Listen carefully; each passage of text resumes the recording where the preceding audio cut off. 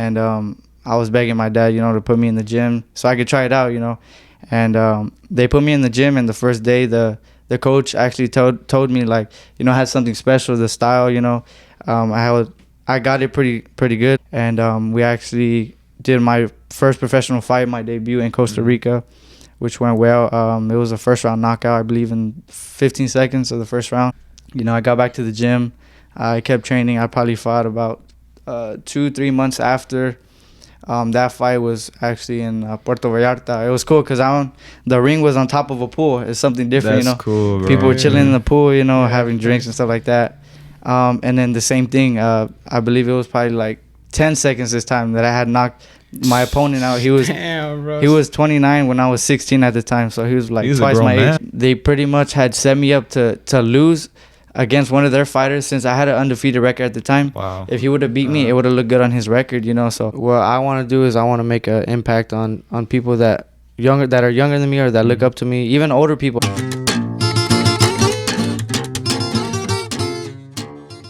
What is going on, guys? Welcome back to episode 11 of the Que Chingon Podcast. It is your host, bryancvts here, or Brian, whatever you guys want to call me, alongside Aaroncito. Yes, guys. And today we're really, really, really excited because we have a really, really, really special guest today here at the podcast.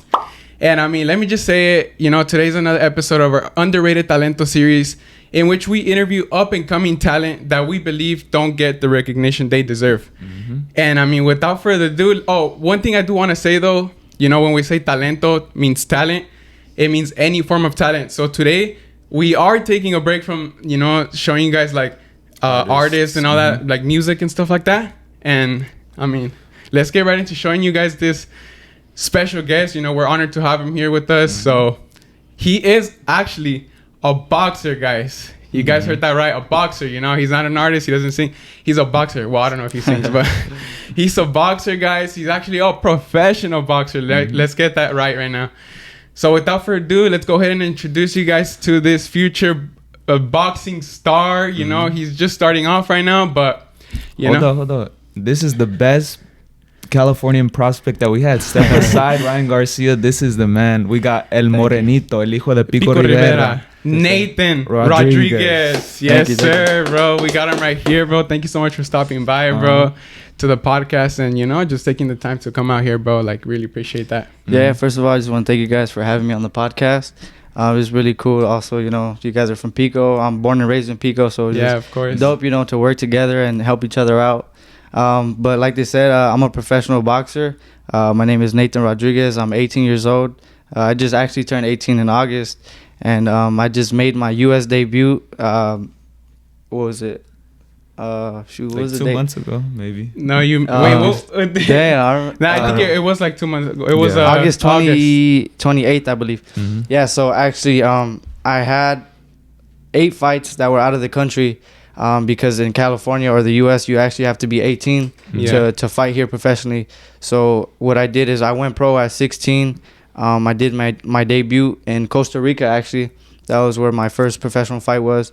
And from there, I just kept building my record. I fought in Mexico twice, and the rest of my fights were in Costa Rica. Mm-hmm. And like I said, I had just turned 18 soon, so I was finally able to make my U.S. debut in Pico Rivera, my hometown. Like I said, shout out to Pico Rivera. Shout out to Pico. It was a great turnout. A lot of people came out from the city. It was a great night of boxing. Everything went well.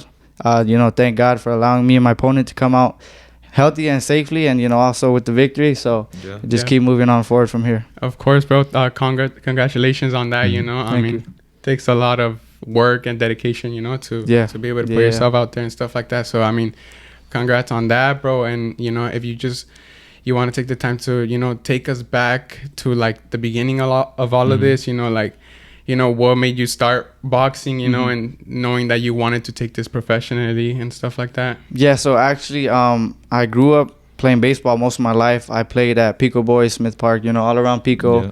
I also did travel ball, so I was traveling different states and stuff. Actually, my brother, he was a baseball player as well, most of his life. It was around when he was in high school.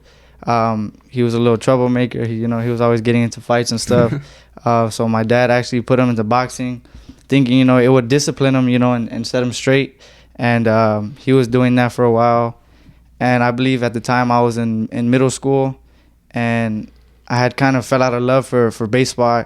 I always like playing new sports. I played basketball as well for a couple seasons, and I was begging my dad, to put me in the gym so I could try it out, And they put me in the gym, and the first day the coach actually told me, like, I had something special, the style, I got it pretty good, like the style I got it down pretty good the first day.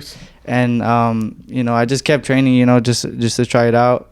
And I believe it was about the second week they had put me to spar with some kid. He was actually boxing for a while, and they put me to spar with him. And I actually did like really, really good.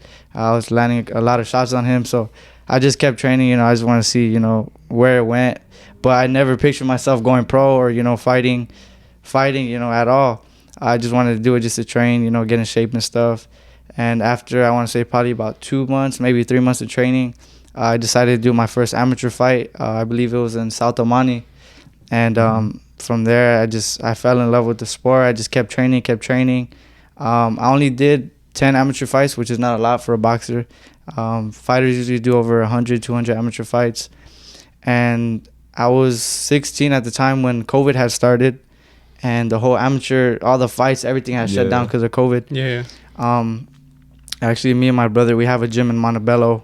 So I was training there the whole time throughout COVID, just training. And I was telling my dad, I want to go pro. Sheesh. And I mean, it's kind of, there's a couple fighters that go pro at the age of 16, but it's kind of rare, because that is young. It's a young age. But my dad was kind of iffy about it, but he saw that, for that whole COVID time, like I was just training hard. So he's like, all right, like I'm gonna give him a chance. I'm gonna let him try it out.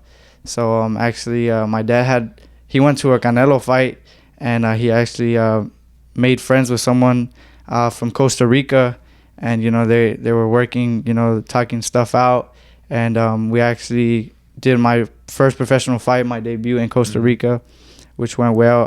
It was a first round knockout, I believe, in 15 seconds of the first round. So you got a lot of first round knockouts, bro. That ain't the only one. Yeah. So after that one, I went to Mexico. A lot of people were like kind of talking bad. They're like, it was lucky punch, this and that, or blah blah stuff like that. The haters on. There's always those always haters. Yeah. So I got back to the gym. I kept training. I probably fought about 2-3 months after. That fight was actually in Puerto Vallarta. It was cool because the ring was on top of a pool. It's something different, That's cool, bro. People were chilling in the pool, having drinks and stuff like that. And then the same thing, I believe it was probably like 10 seconds this time that I had knocked my opponent out. He was he was 29 when I was 16 at the time, so he was like twice my age. Bro. Dude, Damn, but imagine, bro, like saying that it's being 16 years old at the time you said, because that's when you started. I believe, I was looking into like sort of like, when you started and all that, and I think you started in 2021, right? 2021, like that's when you started like fighting like in Costa Rica and stuff like that.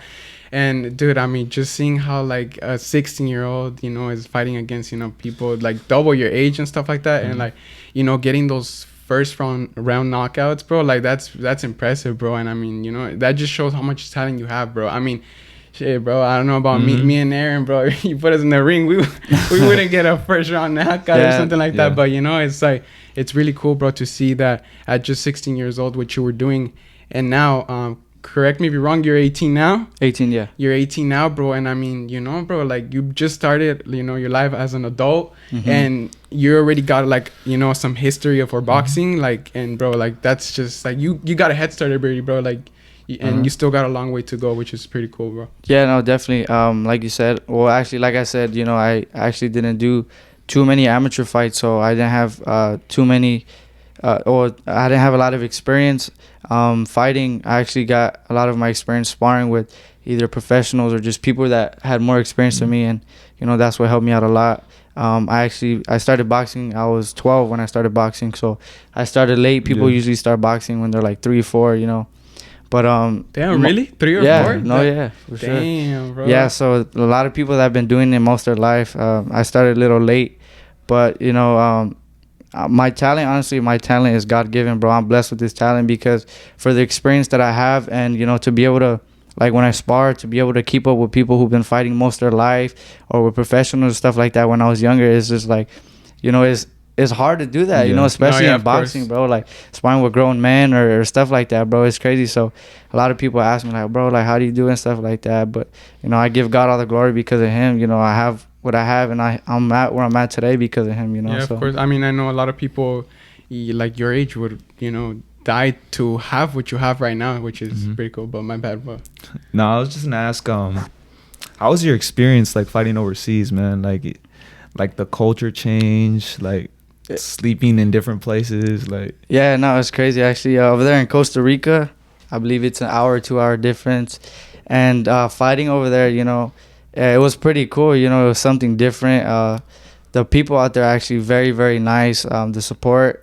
I actually have a lot of followers from Costa Rica. You know, they're always texting me, when do you come out here fight again and stuff like that. So damn, that's cool, bro. Yeah, so the people out there are really nice, and it was just a dope place. You know, after the fight, I got to stay out there for a couple of days and just vacation and you know, check it out. It was awesome. Hey, that real quick though, that's cool how you say that, bro. It's because it's like, you know, different nationalities supporting others. It's not just like people from Costa Rica supporting Costa Rican like boxers. Like they're supporting a Mexican boxer. Like you said, you know, they were telling you, when are you gonna come out here? Yeah. And it's pretty cool, bro, to know that, you know, people from other like nations and countries, like they support me, bro. No, yeah, it's definitely. Cool. Yeah, my brother, he actually had fought out there first, and it was a sold out stadium, I believe 6,000 or 7,000 people. Damn. And he came out with mariachi, and everyone was going crazy over there. They loved it. Yeah. Yeah, it's a unique experience, bro. So you say you've fought in Costa Rica, Mexico. I gotta know, what's your dream venue to fight at, man? Because there's MGM, there's a bunch of historic venues that. Honestly, I mean, well, you can name a few. Yeah. Probably the Madison Square Garden. You know, obviously in Vegas too. That's a very big place where they have, like, they do a lot of major fights. MGM, the T-Mobile Arena and stuff like that. But I've been seeing they've been doing a couple fights out there in Dubai. Oh, that's crazy. Yeah, they fought Anthony Joshua. Yeah, exactly. So, I mean, out there, you know, I've never been out to Dubai, so it would be dope to fight out there. You know, like you said, vacation and, you know, check it out there. That'd be pretty dope. Yeah, that would be cool, man. Yeah, Dubai is really nice. Yeah. And I mean, bro, I mean, you could get there, bro. I mean, you're working hard already, bro. So I mean, you know, I wouldn't be surprised if it happens, you know, soon. So yeah. It's cool. Yeah. And so you're saying you fought in Pico, right? So did you feel any pressure like coming back home, your first fight in U.S. soil, and especially in front of your people, you know? Yeah.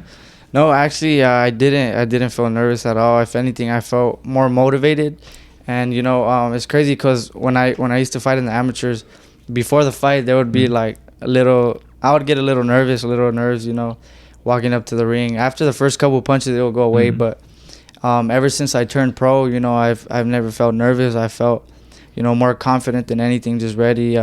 Boxing has a lot to do with mentality. You know, if you have a strong mentality, you can go really far. But if you have a weak mentality, then, you know, boxing is not gonna be for you. You know. That's what I wanted to touch on too, because I see a lot in boxing that mental health is like, it takes a toll on you, bro. Because Ryan Garcia, he took a break from boxing because he had some mental health issues, and Danny Garcia too. I don't know if you saw that too. He started crying after the fight because he was on a losing streak or something like that, and he just said that it's like tough being a boxer, like it's mentally draining, like all the hours you put in the gym. Like, how do you get through that as a fighter?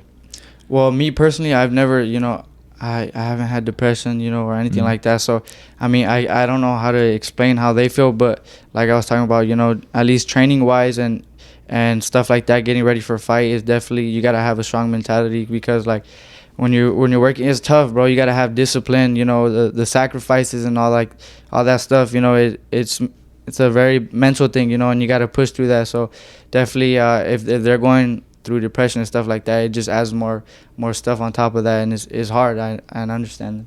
Yes, that's what's up, man. And just kind of going off track with that, have you sparred with any or trained with any professional boxers, like big professional boxers? Yeah, I've sparred and trained with a couple. I've sparred with Rayo Valenzuela. He's a lightweight 135. Venado Lopez, and many other big names too as well. That's what's up, bro. And you're getting the better of them, right? Yeah, man. So, sometimes I'll be getting beat up, but that's how you learn, you know. Yeah, so, that's how you learn, man. That's how you learn. Yeah. And or go wait. No, go ahead, bro. Yeah. No, well, I was just gonna kind of move on from this. Like I wanna like also know like a lot of like where does your inspiration like come like where did it come from, you know, like, you know, to start boxing? Because I know, you know, how you your said brother, like, your brother, you know, El Moreno, right? Mhm. Angel Rodriguez, right? Yeah. You know, like, you know, would you say like the inspiration came more from him or your dad or just your family, or like what was it that, you know, told you like, oh, like, you know, like it's motivating me to start, you know, doing this professionally and stuff like that? Yeah, well, at first, like I said, it was my brother. You know, he started. That's kind of what led me into boxing, but I was never really motivated to go or come as far as I came today, you know. Like I said, I never pictured myself to go pro.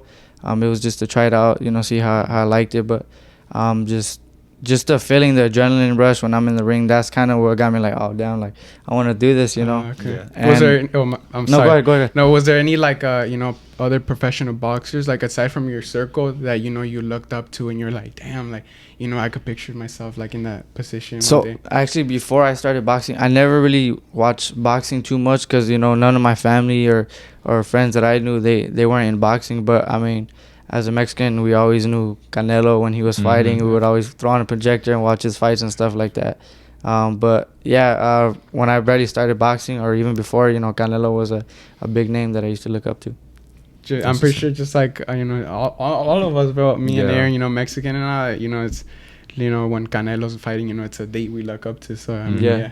yeah. Yeah. Cinco de Mayo, Mexican independence, bro. That's where it's at. For real. Oh, yeah. And I just wanna, you know, you're talking about Canelo, but who are some of your favorite boxers right now? And have you learned anything from them? Like, besides Canelo, I think right now I wouldn't say second because I really like him a lot. I could kind of relate him to the style or how I like to fight, you know. I like to box, you know. I don't like to just go in there and brawl things out. Yeah, exactly. So I really look up to Shakur Stevenson, you know. He's really great guy, man. Actually, my brother had the opportunity to spar with him. He got him ready for his first title fight against Joey Gonzalez, and he went out there to Colorado and stuff like that. But Shakur Stevenson is definitely a guy I look up to.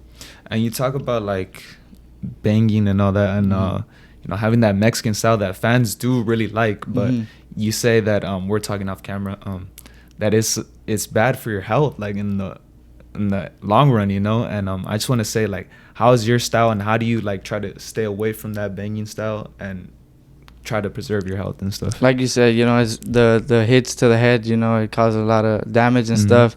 And especially me, since I'm starting young, you know, I'm barely 18 right now. I started at 16, but I'm 18 right now, you know. I just try to take the least amount of damage as I can. Like you said, I like to just fight on the outside and, you know, just be smart, take the least amount of damage. But I mean, like you said, the fans like to see, you know, people banging it out, that Mexican style. I could be a brawler as well, you know, but I choose to be smart. But sometimes there's just times where a fighter just keeps coming forward and you just got to bang it out. So you try to, would you say that you try to conserve the fight to give the people like the show they want to see, or like is that the reason why? Especially because he's knocking out people in the first round. No, Yeah, yeah, I know. definitely. You know, I try, like my first couple fights, like I said, they ended pretty quick. A lot of people were like, man, like it was like 5 seconds. I barely went to get food. It was over. But yeah, I'm dead, bro. I actually have the story to tell you right now, but go for it, bro. Finish it. So actually, yeah, I try to make the fights last as long as I can, but It doesn't work out. yeah, it doesn't work out. Like when I go into a fight, my mindset is like, okay, I'm gonna go in there and I'm gonna just knock this guy out like quick. Like I like to take my time, but if the punch comes, like if I get him with a good punch and they're hurt, then I just try to finish it. Bro, That's what's up, because it kind of reminds me of Edgar Berlanga, man. He had like a streak of like 20 fights. Yeah, he was I knocking seen out that, people. 18 knockouts, yeah. Yeah, and he was saying like, I'm not trying to knock these dudes out, but it just comes. got the power, man. hey, it's too easy, like they say. Yeah. No, but now, bro, you know, I'd like to make a change right now.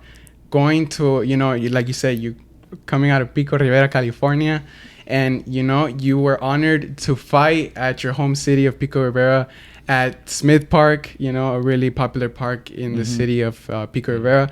You know, how was that, bro? Can you, you know, like touch up on that, you know, let the people know? Because I know a lot of your supporters come from, you know, obviously your home city, Pico Rivera. You know, how was it, you know, fighting in front of your people? You know, how did this event come about? That fight week, dude, like, were there people like just coming up to you constantly, or? Yeah, bro, it was just crazy, you know, especially the night of fight. You know, just walking out to the ring, it was just crazy, you know, seeing all the people there, like hearing them chant my name and stuff, you know, like I said, it was, you know, very motivating, and it's just a blessing, bro, because like a young kid, you know, growing up in the city, and, you know, to be able to fight in front of, you know, a lot, like probably 3,000 people there, you know, and just show off my talent and stuff like that, bro. It was definitely like a great opportunity and blessing, bro. Yeah, and then can you talk more about like the fight, like more onto the fight, you know, being in the ring? You know, I know you fought against I remember you mentioning it was a WBA veteran. Yeah, he was like an ex-world champion. Yeah. Moises Flores from Guadalajara,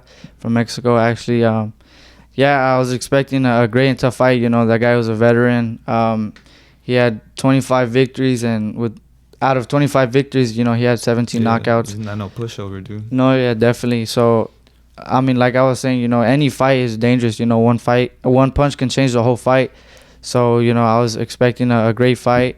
And sadly, you know, it ended quickly. Like I said, I try to make the fights last as long as I can to give the people a show, but also I got to look out for my health. So. All right, bro. So now, you know how you said, you know how I told you right now that I had a story to tell you, bro? Bro, I just want to take the time to tell you this story. You know, I actually, you know, I had the honor to be at your fight that day. You know, Aaron, he was the one that he kept hyping it up, you know, telling me and friends, you know, like go, but unfortunately last minute, you know, he had something with his family and he couldn't make it. But, you know, bro, like, you know, I was honored to be there that day. I remember I was there that day, bro, and you know, the fight was about to start. And, you know, I remember my dad had texted me. He was like, you know, ¿dónde estás? And I was like, oh, I'm right here, you know, at Smith Park, you know, gonna watch a boxing fight. And he was like, oh, you know, no llevaste tu hermano. And I was like, oh, you're right. I forgot, because I forgot my brother, like, he likes watching boxing and stuff like that, too. So then I hit up my mom because she was at home. I was like, you know, puedes traer a mi hermano. You know, he doesn't drive. He's still small. Well, not small, but yeah. But yeah, so then, you know, my mom was like, like, you know, estoy ocupado, me dijiste last minute and stuff like that, whatever. She ended up taking my brother, right, bro? But at the time, my brother was getting there. My brother got there, like, you know, like right as the fight had started, you know? Bro, my brother gets to me, bro. And the ref ends the fight. I was like, bro, no. I was like, dude. And my brother just looked at me and he was like, bro. And I was like, dude, I'm sorry, bro. Like, dude, you ended the fight, bro. You didn't even, you know, like, it was, like you said, you conserve your fights and all that, bro. And, you know, like, you know, my brother wasn't even able to watch it, bro. You ended it too soon, yeah, exactly. And you say that's not your intention. And the fact that it happened, bro, you know, it just shows a lot about the talent that you have, bro, which is, you know, pretty cool. Yeah, thank you. Yeah, but like I said, you know, everyone's always complaining, man, you're ending it too fast. But there was 2 of my fights, actually, where they went the distance. Out of 9 fights, I have 7 knockouts. 2 of those went the distance. I actually did 6 rounds. And then I believe it was my 3rd fight. That one went 4 rounds. It was crazy, actually. I'm going to talk about my 3rd fight in TJ. So I went to TJ for my fight. And then the weigh-in day comes. You know, we're getting ready to weigh ourselves and everything. And the promoter, you know, not my dad, some promoter from TJ who was hosting the fight. He's like, so the guy you were supposed to fight, you know, he didn't end up making it in. We have this guy right here. So I was like, all right, whatever, you know. I trained hard. I was ready. I was like, all right, cool. I'm not tripping. You're confident, bro. That's good. Yeah, you know, because, I mean, I trained hard. I was just zoned in. I was just focused. I didn't let any of that get to me. So we weigh in and stuff. I was like, all right, cool, but whatever, blah, blah, blah. And then the next day comes the fight, and we're getting ready to fight, and we're walking into the ring. And then the guy I'm fighting is like a whole totally different other guy. Like, the guy from before was shorter, and he had like straight hair, and then the guy the next day had like curly hair. This guy comes out with like an expensive robe and everything. But I was like, wait, hold on. I was like, this guy looks like a little different. But in my mind, like, it was like quick, but I wasn't really thinking like that because I was just ready to fight. I didn't care. And then when we're in the ring ready to fight, like, the ref is telling us the rules and everything. And I'm looking at him like, damn, this guy looks taller. But I was like, whatever, let's go. So I was fighting him, blah, blah, blah. And, you know, this guy was actually tough. they pretty much had set me up to lose against one of their fighters, since I had an undefeated record at the time. Wow. If he would have beat me, it would have looked good on his record, you know. So they set me up to lose out there. You know, God willing, you know, thank God we got the victory still. Jeez. But it was a battle, man. Just 4 rounds. Like I said, that's shady, dude. Bro. Bro, TJ is, I mean, it's boxing, you know. It's just a very, you know, shady game, bro. Yeah. Mm-hmm. But yeah, like I said, it was a crazy fight. That fight, I was banging it out 4 rounds, bro, because that guy was he just kept coming forward, and he was tough. He had a lot of experience, so I had to bang it out. Bro, but that's cool, bro. You went there, bro, and you got the job done, bro. You know, like you didn't complain about, like, you didn't tell the ref or anything like that. Like, it's just like, and that's what the best boxers do, bro. Yeah, no matter, bro, exactly. Yeah. Like, it's not like I'm be like, oh, like, I'm not gonna fight. Like, you know, it's like you were there. You're like, I'm here. You know, like I've been training. I'm ready. Let's confident get it. In your ability. And bro, like you said, he you know, he was helping you put up a show up there and stuff like that, and you ended up taking the victory, bro. So, you know, that's cool. Yeah, you know, my family, they were talking to me after the fight. They're like, dude, like, you shouldn't have taken that fight, because they said they noticed it was a different guy and stuff like that. But honestly, like, I'm very happy that it did happen, because even though they had switched the opponent last minute, I was able to adjust, you know, and like you said, I was able to get the job done. Yeah.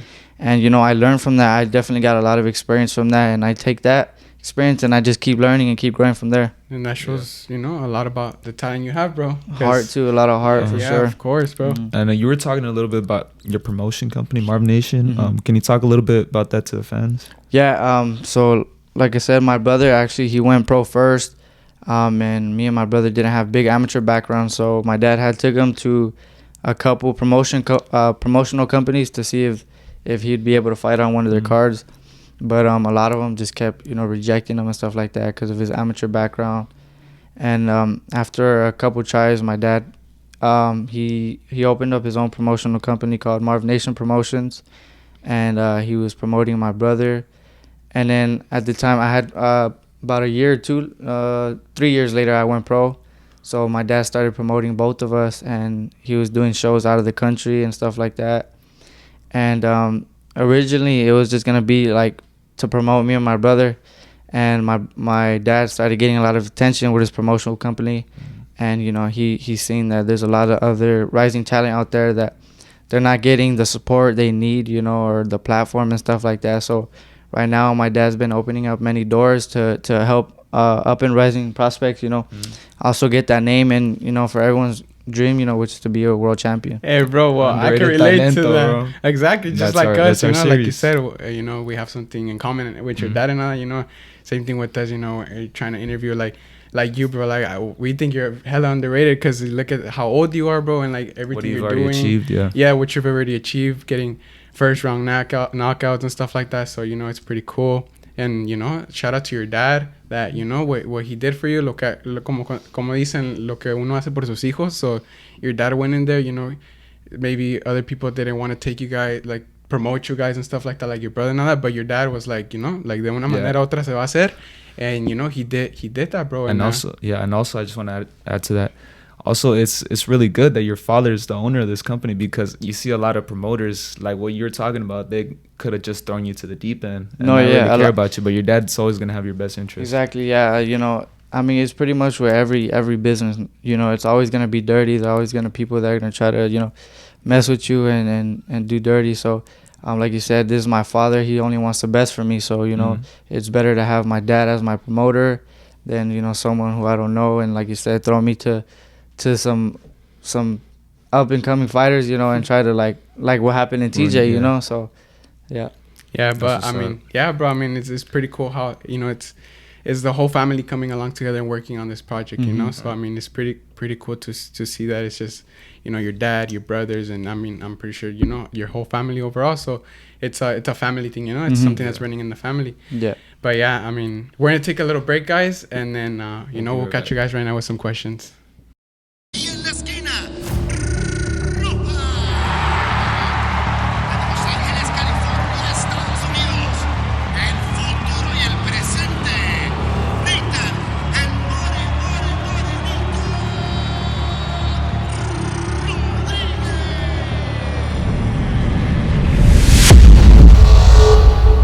If the lion is the king of the jungle, how how can he be the king of the jungle? If he's not the biggest, the elephant is probably one of the biggest. He can't be the fastest because that's a cheetah. He can't be the smartest. So he's not the biggest, the fastest, or the smartest. So how does a lion become the king of the jungle? His mentality. That's the only difference of a lion and an elephant. When a lion walks up and sees an elephant, he thinks lunch.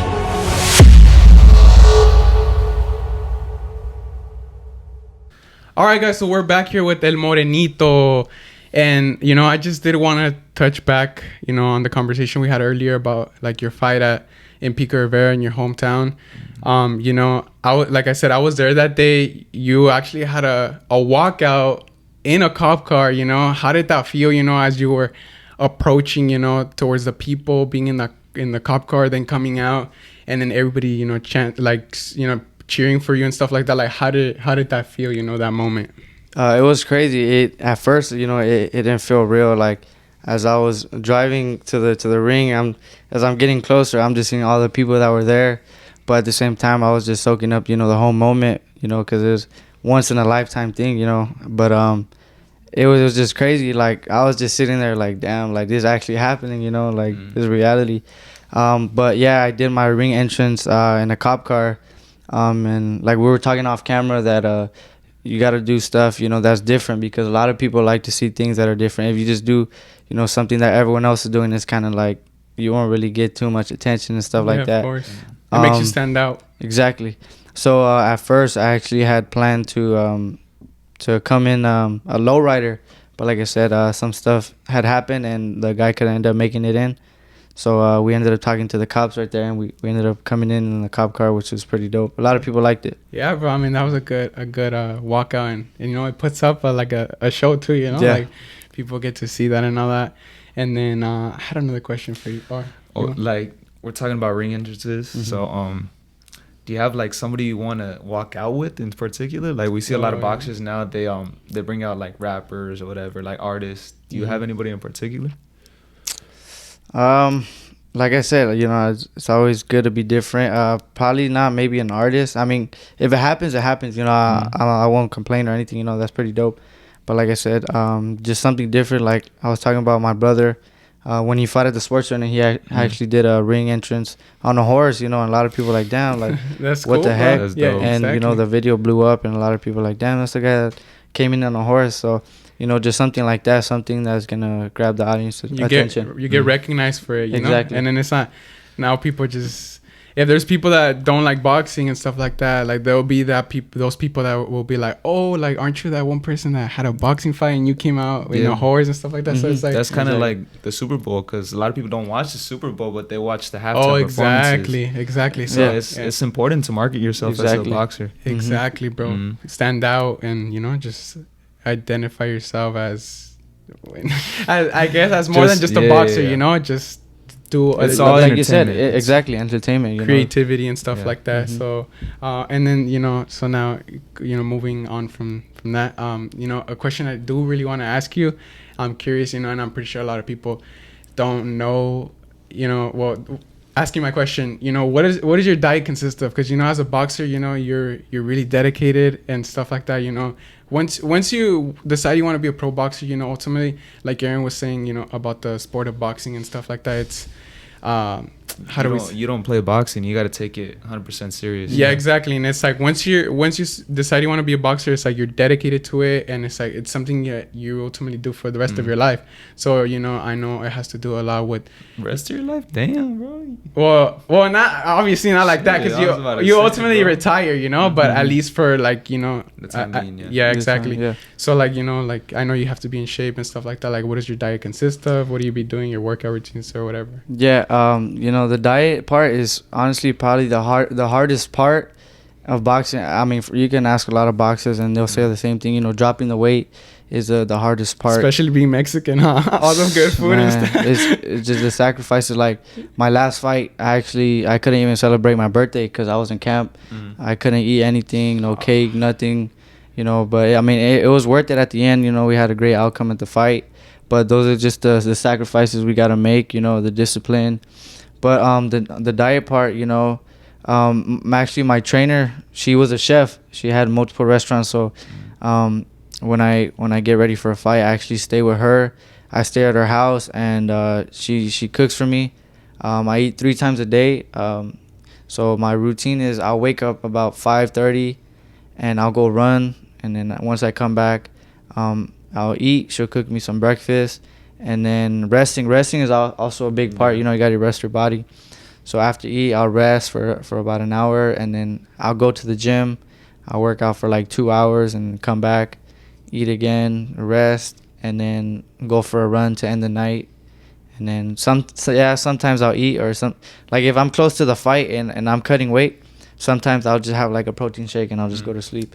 Oh, that's right, bro. Yeah. That's pretty cool. I mean, like I said, not a lot of people know, you know, like what they just see the boxer, but they don't know the sacrifices behind them and everything they have to do. You know, you have to. No, yeah, definitely. A lot of people like to be there, you know, after, like once the fight is done, they just like to be there to celebrate, or they think it's easy. But like you said, you know, no one sees the sacrifices or the hard work that's put in, you know, getting ready for the fight. Yeah, he has to sacrifice the tamales, the pozole on the Christmas time. But hey, I mean, it's all gonna pay off, and it's paying off. So I mean, that's cool. Yeah, and I would gotta say, bro, like the boxers, they like dehydrate themselves too, huh? I couldn't imagine that, dude. Yeah, because when we're sweating, we lose a lot of water weight, and then like, you know, you get dehydrated from that. Luckily, the thing I didn't like about the amateurs was actually the amateurs, you'd weigh in the same day, and you would fight like 2 hours later, and it's not enough time to kind of rehydrate. Yeah. I mean, even in the pros, because we'll weigh in on a Friday and then we'll fight Saturday, which is still, I mean, it's a little bit more time, but you still really don't get that full rehydration. But I mean, when I fight, I mean, I feel good. You know, I eat pasta. I eat a lot of carbs to make sure I'm up. Drink a lot of water. Some sodium to hold all that water in. But is that why, because you used to fight at super bantamweight, right? Is that why you decided to move up in weight? Yeah, well, right now, you know, I'm young. I'm still growing. I'm getting taller. Building more muscle. So it's just, you know, it's getting harder just to make that same weight. And, you know, for health reasons as well, I don't want to be killing myself and, you know, just get seriously hurt or something like that, you know, so. Yeah, that's right. And then, well, I like to move on to you know, you started off, you know, you say you started off late, but, you know, I think, you know, you started off like soon, you know, because you already have a head start, you know, now that you're starting off your professional career in the US, you know, like you already have like some background and stuff like that. But, you know, when you were in high school, for example, like, was there people that like kind of like doubted you or like hated on you when you would talk about like boxing and stuff like that, or like kind of look at you like, oh, like, you know, like who boxes or stuff like that? Or, like, was there like hate like from between your friends or like the people around you or just anything like that? Yeah, I mean, that's just how it always is, you know, when you start something off. A lot of people, they really didn't like think anything about it. They're like, oh, he's just gonna do it, he'll probably quit, you know, soon and stuff like that. They didn't really take it serious. But, you know, I stayed hungry, I stayed focused, I just kept working. And you know, now people are starting to realize, they're like, okay, like, man, he's actually serious about this. And, you know, like I said, they like to try to come along when you start doing good and stuff like that.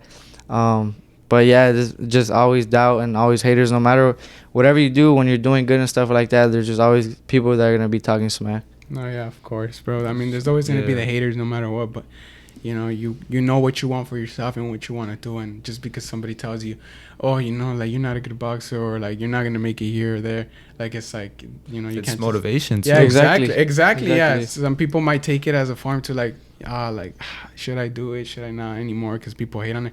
But it's like, damn, bro, like, you know, wake up. It's like, damn, bro, let me prove this person wrong, you know? And, you know, like you said, there was people like that. And, bro, like, I mean, look at the position you're in now, fighting in front of your whole city, bro. Like, it's like crazy, bro. Something else I didn't mention, bro. Like, I don't think I had ever heard of a boxing match happen in the Pico Rivera Smith Park, you know? So the fact that you know, like, do you know if there's someone else that had happened? Not at Smith Park. No. Yeah, bro. So it's like the fact that you came, bro, and you just literally left like a footprint mark, bro. And it's like you kind of marked some territory there. And it's like, dude, I'm the first person to be doing this, bro. Like, you know, that's pretty cool, bro. That's a flex, bro. And yeah, and that was something, you know, I hope and wish that happened, you know, like you said, to leave a mark and for it to be a night to remember all the people, you know, like it was great fights that night, and I hope a lot of people enjoyed my fight if they seen it. And a lot of people gave me good feedback saying it was a good fight and stuff like that. So I'm just glad a lot of people liked it and they enjoyed it. So yeah, bro, that's pretty cool. Yeah, we've been talking about boxing a lot, so I just want to know, what else do you like outside of boxing? I love to eat. That's my main thing. Hey, I mean, we're Mexican, bro. I know, There's bro. so many It runs good in the blood, food, dude. of course, bro. I mean, tanta pinche It's just, comida. yeah, it's just especially after losing all that weight. So every fight I lose probably about 25 pounds, you know, that I gotta cut.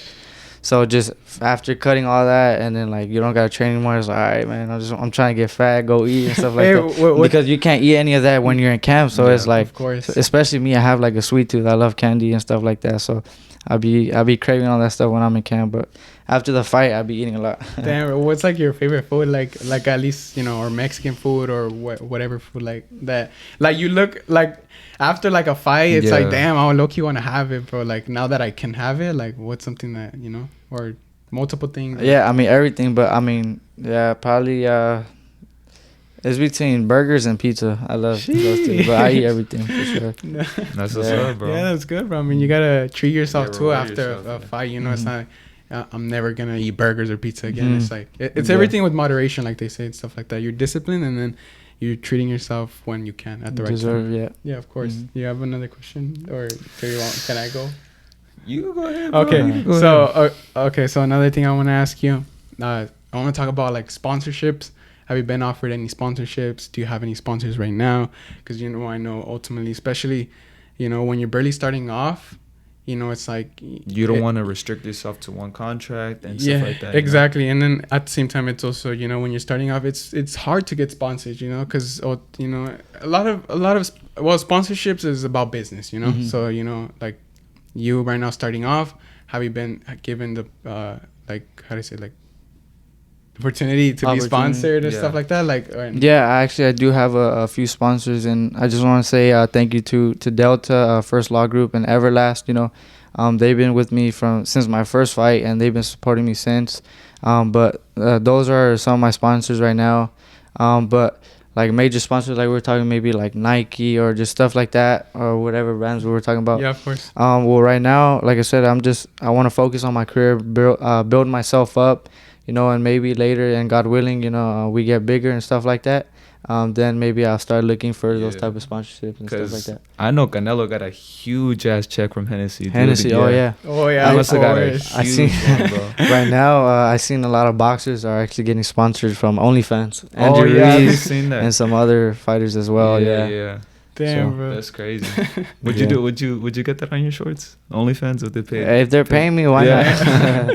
Of So, course, bro. yeah. And then, bro, but you said Everlast. I mean, I know you guys watching at home and stuff. You guys know Everlast. I mean, dude, I've had a couple Yes. things Everlast, bro. Mhm. I mean, I have like some shorts over there that are Everlast. Yeah. But yeah, bro, the fact that, you know, like you're barely 18, bro. You just turned 18, and you already have a sponsor, like sponsors and stuff like that, like people believing in you and you know, willing to you know, kind of like help you out, you know? Mhm.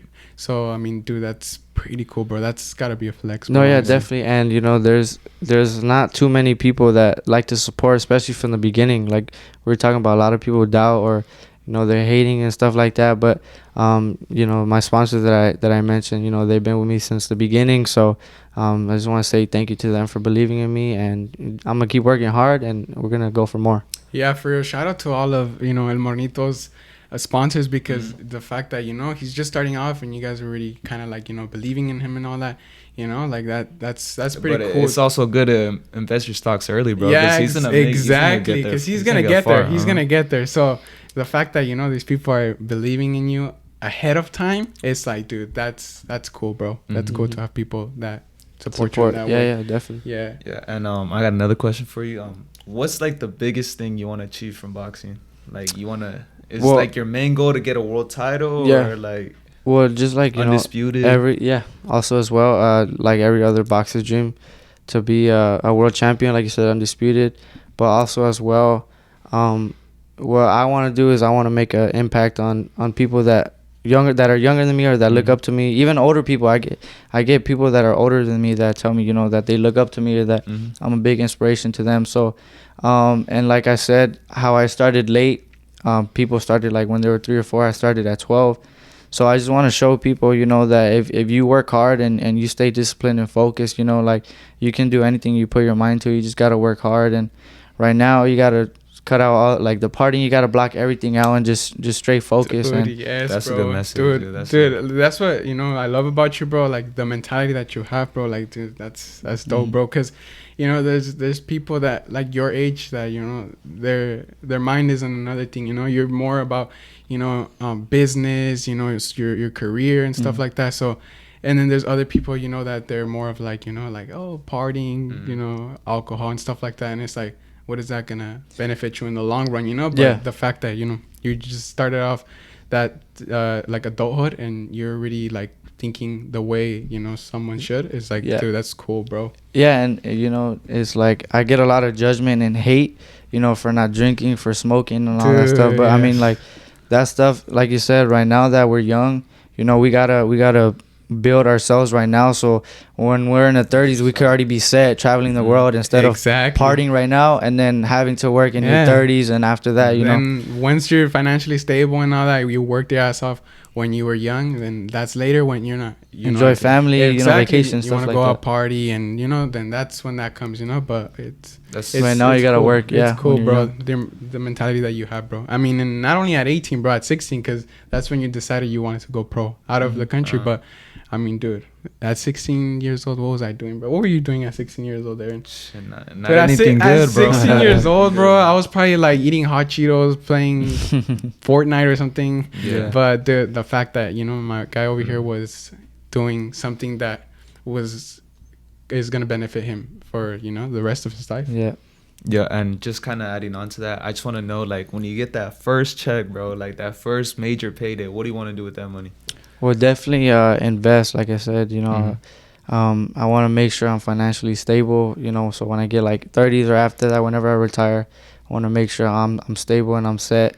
So the first thing I want to do is invest, and then, you know, whatever money is left, you know, take care of my family, whatever they want, or going out and stuff like that, vacation, stuff like that as well. That's what's up, bro. That's Damn, what's up. bro. Yeah, that's cool, man. I mean, it's really cool seeing the way that you think and stuff like that, bro. Like, motivational, bro, to other people, you know. Maybe a new car, Definitely. bro. Have you been looking at a car? Yeah, maybe once I'm done investing, and if I have enough, you know, whatever's left over. A couple cars, man. A couple cars. A couple cars, bro. And then what you want to ask?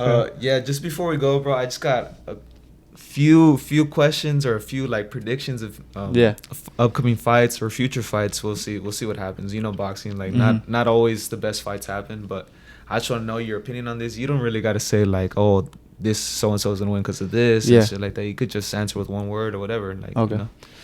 So the first one is, I think they're fighting next week. Haney versus Kambosos. Who you got in that one? Haney? All right. And then this one could happen, bro, but, like, you know, shit, you never know with the politics and stuff. Yeah. But Tank or Ryan Garcia? Tank? Ooh, you're not. A lot of people aren't, especially the Latino community, but, you know, that's facts. I agree, too, bro. I agree, too. He's quick with his answers, bro. He knows. Yeah. All right, this one could happen. Haney versus Lomachenko. Damn, that'll be a good fight. That one's 50-50. I think I'm gonna have to go with Haney on that one. Haney, yeah. That's solid. And then this is probably the biggest fight in boxing: Spence versus Crawford. Spence. No, Crawford. My bad. Crawford. Oh, all right. And then this one, dude, I would love to see this, but he says he's retired, and I don't know if he still is retired or whatever. But Fury versus Usyk.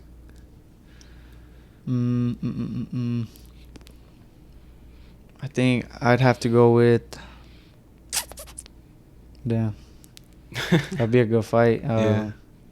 Because they're both great boxers. Yeah, that's like his favorite style. Yeah, that's your favorite style. To tie.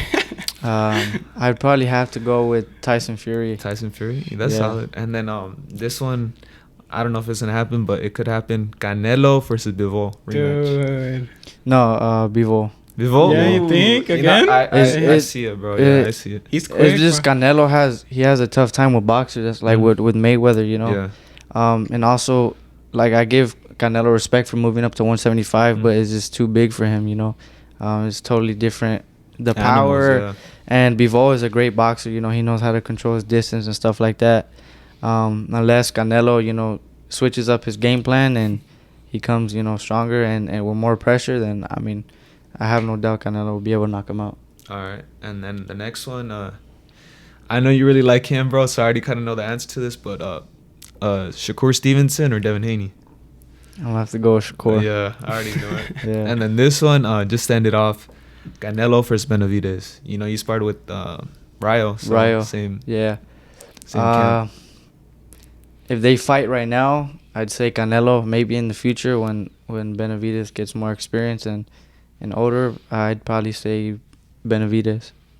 That's it. All right. You heard him. He's a professional boxer. You should take his opinion. But what about the upcoming Bivol fight? You gotta ask him about that one. What about Zurdo Yeah, who you got?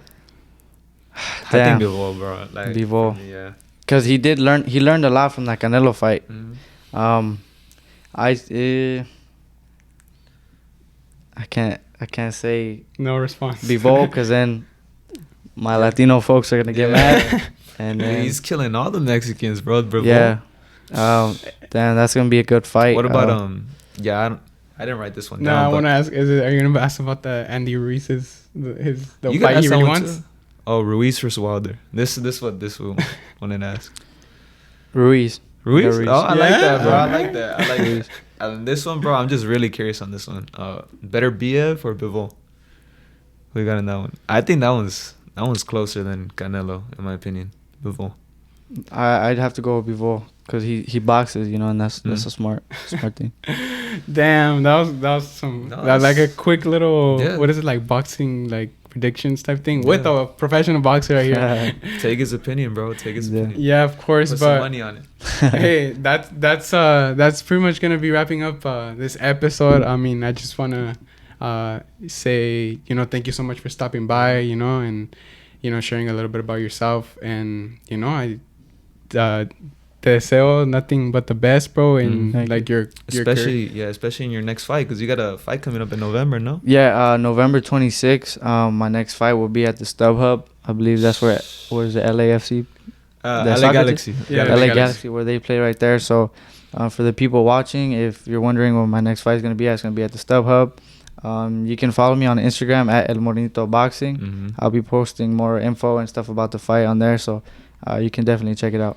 There it is. Go check him out, El Morenito Boxing on Instagram, and make sure to go to his next fight in StubHub, where it used to be the Home Depot Center. Huh? Yeah, it's not even called the StubHub. I think it's called Dignity Health, no? Really now? Oh, I think they did change it up. I think they changed it something like that. But it's the one in Carson. It's in Carson. Yeah. So make sure to follow him, and just be on the lookout for that next fight.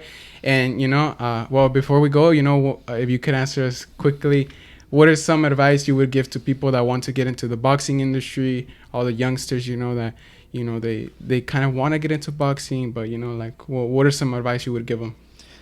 Just always to work hard. No matter what anyone says, there's, like we said, there's always going to be negative people that are always talking smack. It doesn't matter if you start, kind of late. As long as you just keep working hard, you stay focused, you'd be able to do what you want to do, with hard work and discipline. Especially in boxing, discipline is very important. So if you have discipline, you can go a long way. There you guys have it. Everybody that's trying to, get into boxing and all that, you heard it from El Morenito himself, that he, he already went through that stage. So, now look where he's at, and look at the, everything else he has left to go through. He has a big path ahead of him, and, good future. Yeah, of course, man. And, he is hella underrated. Undefeated. Yeah, of course. He's an undefeated, underrated boxer, So, make sure to support him, because he definitely deserves more than what he got, especially considering his age. So, make sure to go support him, follow him, and all that. And yeah, just one thing I wanted to ask you, is it okay if, Aaron could serve as a punching bag, and maybe you could start hitting the some body shot challenge. The body I shot. should have brought Garcia. the chest protector. Hell no, bro. Hey, who knows, man? If this video blows up or something, hey, if you guys want to see, If we get a lot of likes on this video, I'll think about it. All hey, right. there it is. You guys heard it here. But that's gonna wrap up today's video, guys. Thank you so much for watching. Like I said, thank you so much, El Morenito, for the time and coming down, talking about your career and stuff like that. And yeah, that's gonna be it. Make sure to like, comment, share, subscribe. Send this video to everybody, a la abuelita, la tía, el perro, or whatever, a los vecinos, everybody. And make sure to follow my boy. And yeah, that's gonna be it for today's video. Thank you so much for watching again. And shout out to Pico Rivera, all the supporters, and the city of Pico Rivera for believing in El Morenito. Thank you, guys. Thank you. We got El Hijo de Pico Rivera. Thank you so much. And yeah, it's gonna be it. Thank you. My name is bryancvts, whatever you guys want to call me. And Aaroncito. And we got the underrated boxer. El Morenito. Yes, sir. Peace out. Peace.